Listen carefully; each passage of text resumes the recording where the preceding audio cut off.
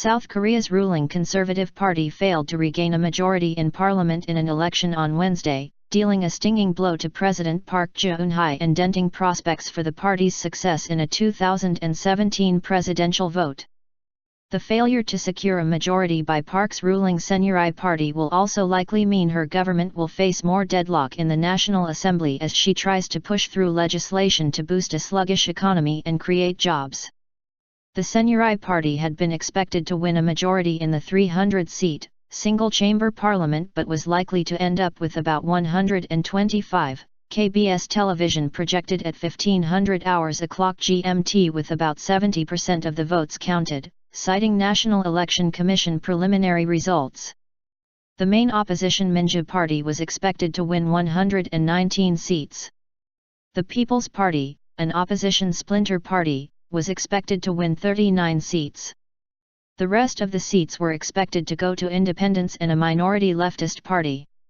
Other networks and Yonhap news agency also projected Saenuri will fall short of securing a majority. Saenuri Party humbly accepts the result of the election, the party said in a statement. We failed to read the people's mind when the people were full of disappointment and rebuke. The country has a strong presidential system with a national leader who is limited to a single term by constitution but has control over domestic and foreign policies.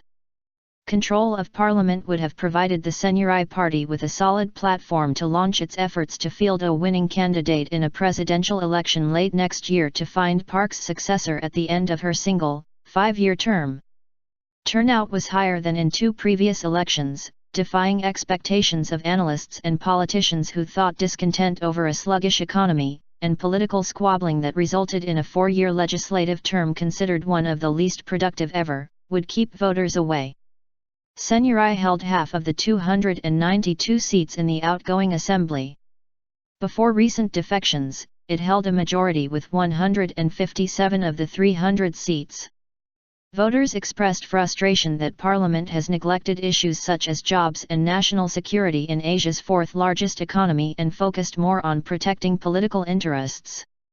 I hope that Parliament will be more mature to mirror the maturity of the voters and that politics can be used for the welfare of children and young people, said Kim Jong-yeon, 46, after casting her vote in Seoul.